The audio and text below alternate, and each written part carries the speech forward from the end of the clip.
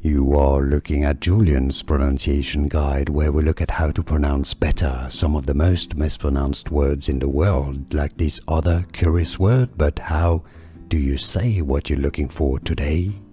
So how do you call somebody who plays the flute? Note that there is a different spelling for the word, spelled as F-L-A-U-T-I-S-T, so with an A before the U, and that's said as flautist. But if you spell it this way, flutist is how it's said, flutist, or in American English in the US they say it as flutist.